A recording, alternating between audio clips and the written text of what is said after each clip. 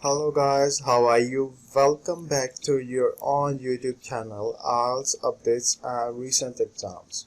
For more updates related to our recent IELTS exam writing task topics, listening, reading, practice test on daily basis. Subscribe for more videos for everyday listening practice test. Join today to achieve your dream score. Please hit the like and subscribe button. Press the bell icon for the upcoming notifications. Don't forget like, subscribe and share my YouTube channel and my Facebook page, IELTS Updates and Recent Exams. Part 1. You are going to hear a radio program about sport. First, you have some time to look at questions 1 to 4.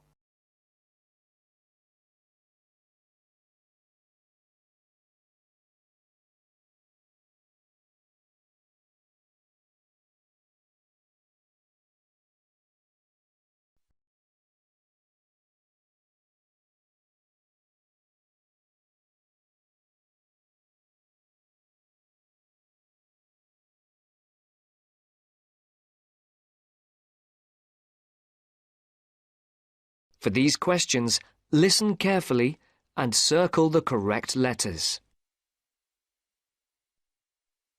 And now for our Mystery Personality of the Week and your chance to win one of our fabulous prizes. Last week's competition generated a huge response, and the first 5 answers pulled out of the bag will receive £100 worth of sports clothes vouchers. And if you didn't win last week, here's another chance. And this week's prize is even bigger.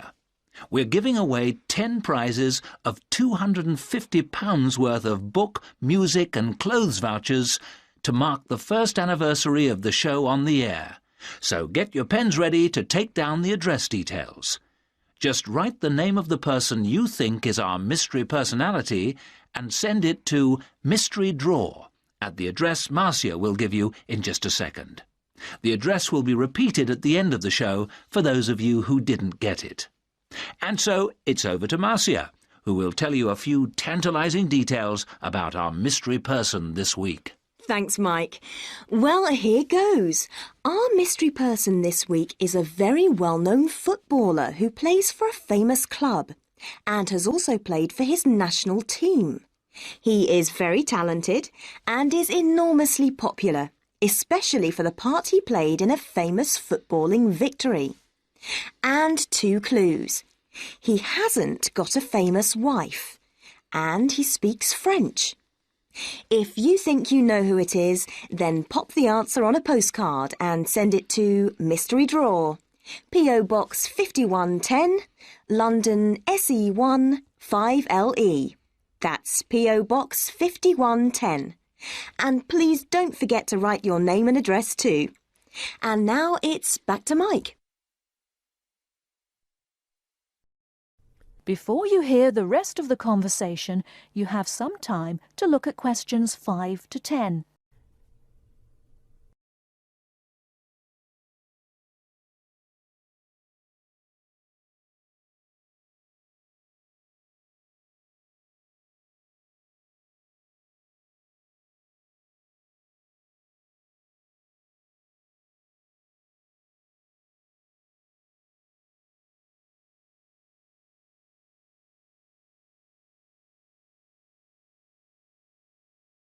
Now listen and answer questions 5 to 10.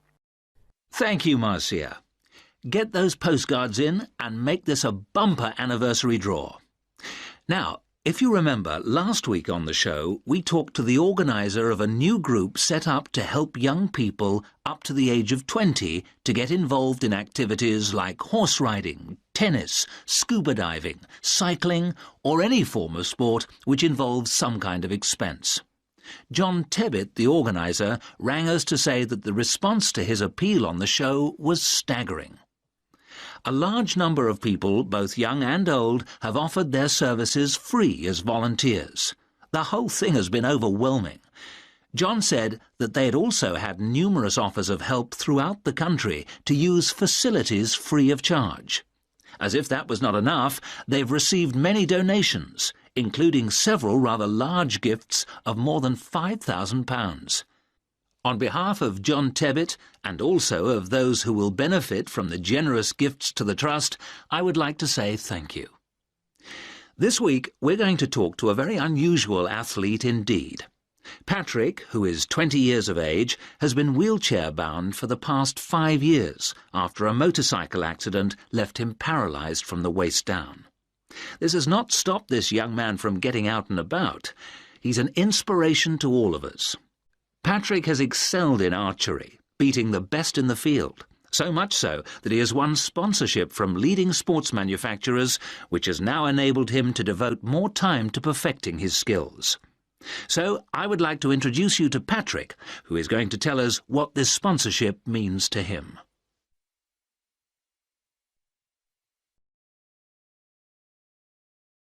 That is the end of part 1. You now have half a minute to check your answers.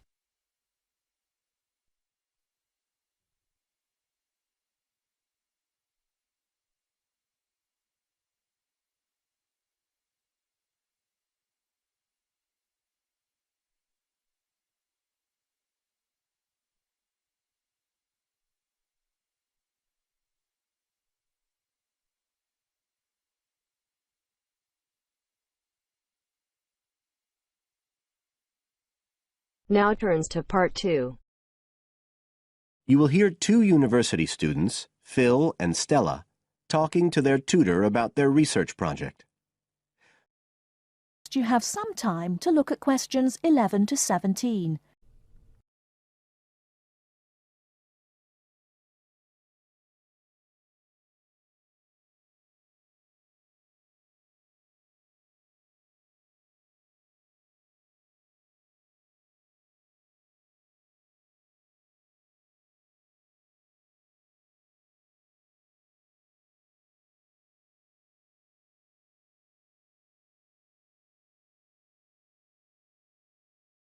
Now, listen carefully and answer questions 11 to 17. Come in. Ah, yes, Stella. Is Phil there too? Good. Come on in. OK, so you're here to discuss your research project. Have you decided what to focus on? You were thinking of something about the causes of mood changes, weren't you? Yes, but the last time we saw you, you suggested we narrowed it down to either the effects of weather or urban environment. So we've decided to focus on the effects of weather. Right, that's more manageable. So your goal is, Phil? To prove the hypothesis, no, to investigate the hypothesis that the weather has an effect on a person's mood. Good. And what's your thesis, Stella? Well, our thesis is that in general, when the weather's good, it has a positive effect on a person's mood, and bad weather has a negative effect. Can you define your terms here? For example, what do you mean by good and bad? OK, well, good would be sunny, warm weather, and bad would be when it's cold and cloudy or raining. And how would you define an effect on a person's mood? What would you be looking to find? An effect on the way a person feels. A change in the way they feel, like from feeling happy and optimistic to sad and depressed. Right. And what sort of weather variables will you be looking at? Oh, sunshine, temperature, cloudiness, precipitation, among others. It'll depend a bit what the weather's like when we do the survey. Fine. We'll talk about that in a minute. But first, what about background reading? I gave you some suggestions. Did you manage to read any of it? Yes. We read the Ross Vickers article, the one comparing the groups of American Marines training in summer and winter. That's quite relevant to our study. It was interesting because the Marines who were training in the cold winter conditions tried to cheer themselves up by thinking of warm places, but it didn't really work. Yes, they were trying to force themselves to have a positive mental outlook, but in fact it had the opposite effect, and they ended up in a very negative state of mind. And we found some more research by someone who wasn't on the reading list you gave us, George Whiteborn. He compared people living in 3 countries with very different climatic conditions.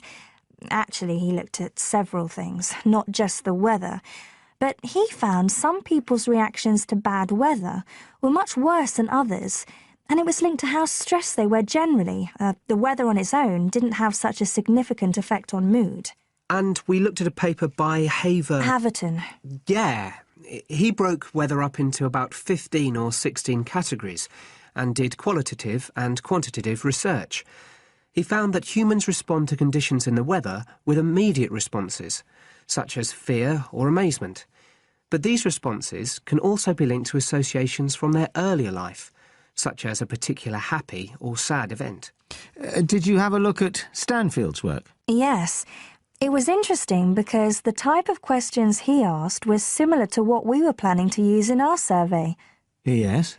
He asked people how they were feeling on days with good and bad weather. He found the biggest factors seemed to be the humidity. Moods were most negative on days with a lot of rainfall. Long periods without sunshine had some effect, but nothing like as much. That could be quite a useful model for your project. Yes, we thought so too. Although we can't continue our survey for as long as he did. He did his over a 6-month period. Before you hear the rest of the talk, you have some time to look at questions 18 to 20.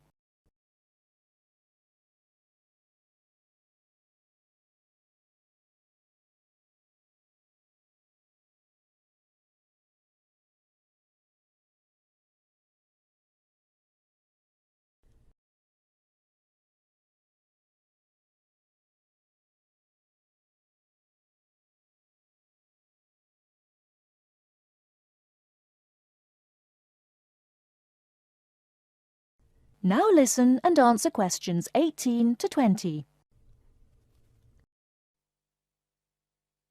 Right. Well, you've made quite a good start. So, where are you going from here? Well, we've already made the questionnaire we're going to use for the survey. It's quite short, just 8 questions. We're aiming to survey 20 people over a period of 3 months from October to December. We can't specify the actual dates yet because it depends on the weather. We want to do the survey on days with a range of different weather conditions. And we'll just be working on campus, so our data will only be statistically sound for the student population here. That's okay. Have you thought how you'll determine what will constitute each aspect of weather, and how many you're looking at? We decided on 4. The amount of sunshine, cloudiness, temperature and precipitation. We thought we might use the internet to get data on weather conditions on the days we do the survey, but we haven't found the information we need, so we might have to measure it ourselves. We'll see. Then we've got to analyse the results, and we'll do that using a spreadsheet, giving numeric values to answers. And then, of course, we have to present our findings to the class, and we want to make it quite an interactive session. We want to involve the class in some way in the presentation, maybe by trying to create different climatic conditions in the classroom, but we're still thinking about it. I see. Well, that sounds as if you're on the right lines. Now, what I'd suggest that you think about, in addition to the work you... That is the end of part 2. You now have half a minute to check your answers.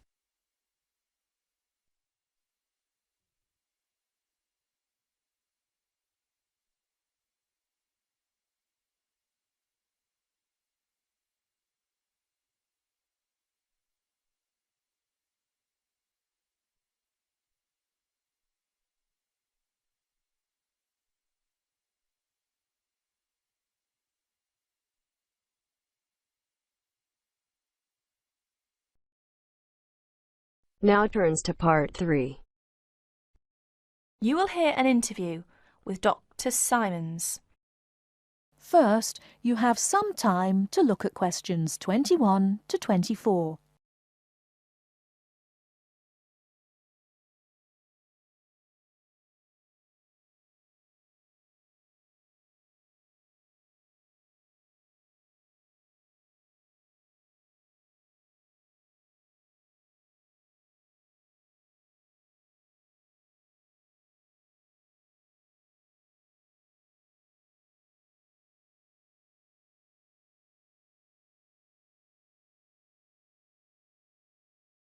Now, listen carefully and answer questions 21 to 24.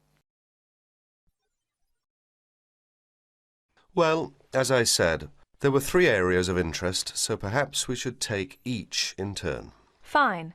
Let's take the medical and physical evidence first.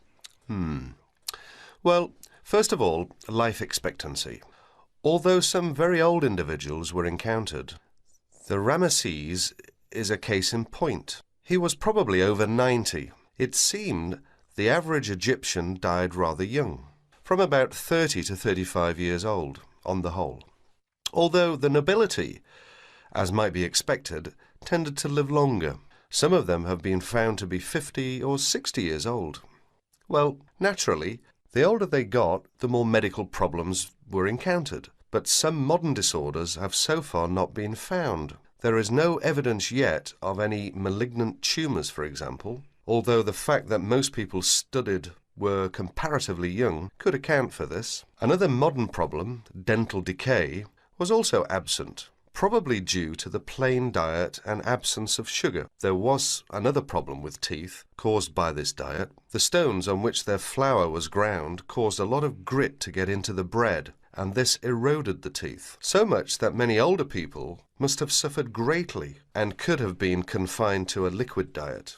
An abscess on the jaw caused by this kind of erosion may in fact have contributed to the death of Ramesses II. Analysis of the internal organs of several mummies has revealed that intestinal parasites were common, even among the upper classes. Evidence of a generally low standard of public hygiene and another widespread disorder was a form of anemia. Naturally, the ancient Egyptians didn't smoke, but lesions on the lung were widespread. These, however, are the sort that we associate today with workers in mines and quarries, and must be due, in the case of Egyptians, to living in sandy desert conditions. Actually, on the smoking issue, there was a temporary sensation when traces of what appeared to be tobacco were found in Ramesses' sarcophagus, but botanists later confirmed that it was not in fact tobacco itself, but a related plant which is native to Egypt. In the meantime, cynics were commenting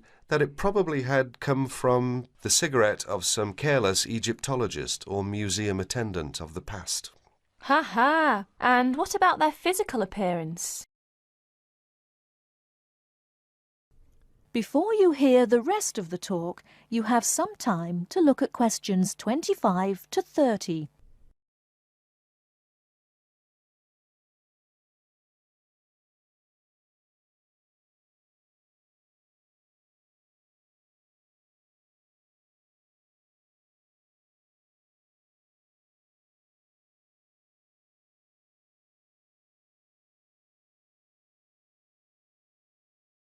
Now listen and answer questions 25 to 30. Well, what would you expect from seeing Egyptian art? They were light and slight in build. The average height for both men and women was about 1.60 meters, and studies of the skeletons from which the covering of flesh can be extrapolated suggest that they weighed much less in relation to their height than most modern people. From about 10 to 15 kilograms, less than someone of a similar height today is the estimate. And what about mummification? Well, the first thing to be said is that it wasn't always done in the same way, and it was by no means infallible, as many people tend to think. Many bodies, including that of the famous King Tutankhamun, were also entirely destroyed by overuse of one or another of the substances generally employed.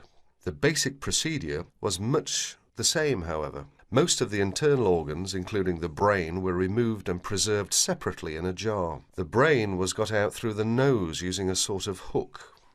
Oh dear. Yes, it used to be thought that the heart was always removed too, but in the case of Ramesses it was found in place. The body was then immersed in a substance called natron. That's a form of sodium carbonate, which occurred naturally in Egypt, for 40 to 70 days. It was then washed, made up and wrapped in linen bandages and placed in its coffin or sarcophagus.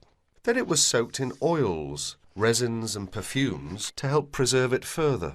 You said the body was made up. Do you mean its face was painted? Yes. Ramesses was not only made up, they had to restructure his nose, which was damaged when they took out his brain. The investigators found that it had been stuffed with small animal bones and peppercorns of all things. His hair had been dyed too. You said that Ramesses had suffered other adventures after his death? Ah, well, yes. Poor chap. Well, for a start, he was found in a much later tomb than his real date. Along with a lot of other pharaohs, it looks very much as if the priests of later times had moved and reburied him to save him from tomb robbers. His body was transported, along with the other pharaohs found in the same tomb, to the Cairo Museum. That was in 1871, and it was put on display. Well, naturally, removed from the dry desert atmosphere, his body started to deteriorate, and by the 1970s was in very poor state. That was part of the reason why the Egyptian authorities gave their consent for its temporary removal to Paris for study, yet another upheaval. The French experts aimed not only to carry out an investigation, but were also able to apply the latest techniques of restoration and conservation, so that at the end of the study, Ramesses was specially treated and then rewrapped in new bandages. Well, they weren't exactly new, since they were of ancient Egyptian date, given a new sarcophagus and carefully transported back to Cairo, where he is now kept in a controlled environment, which should slow down the deterioration process. So, as I said at the beginning, not only was science served, but a proper respect was paid to the remains in the end. Exactly.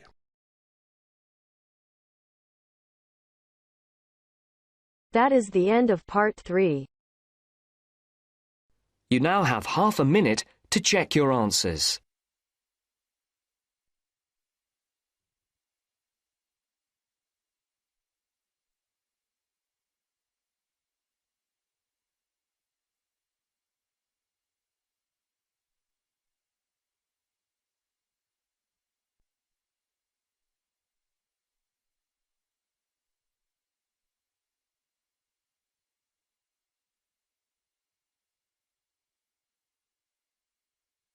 Now turns to part 4. You will hear someone talking about art. Look at questions 31 to 35.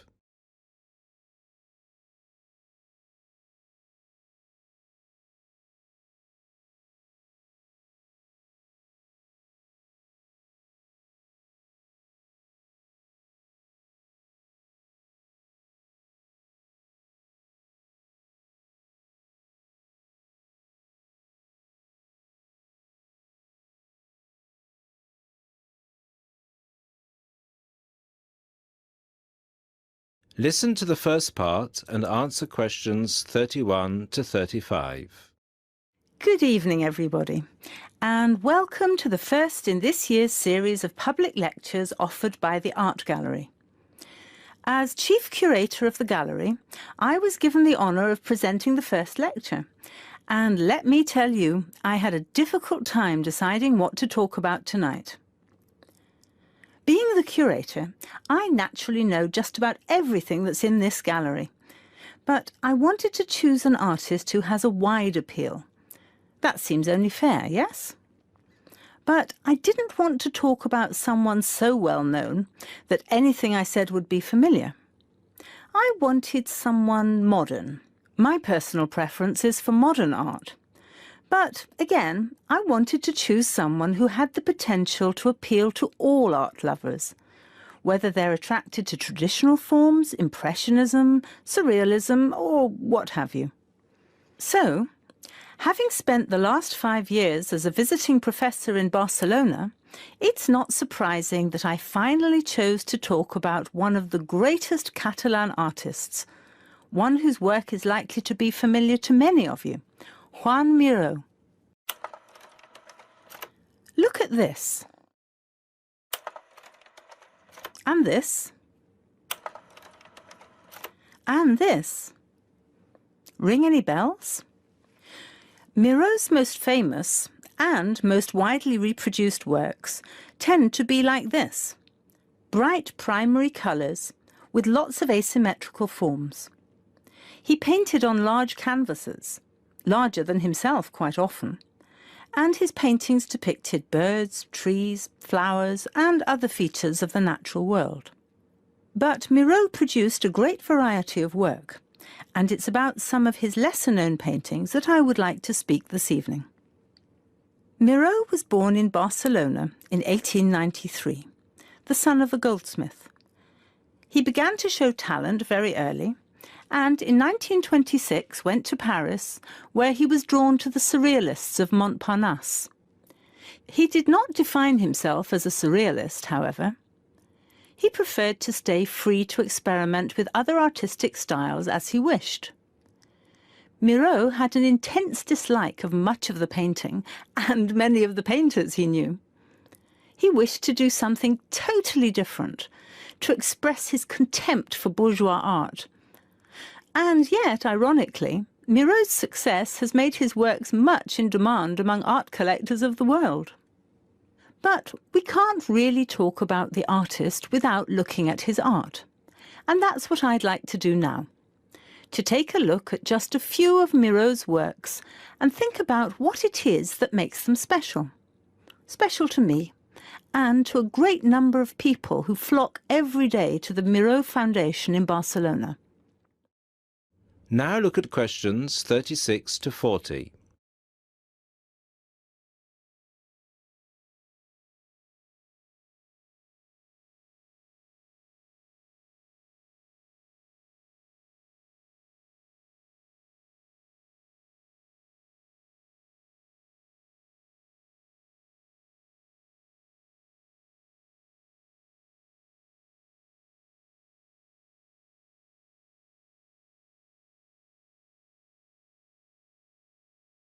As the lecture continues, answer questions 36 to 40.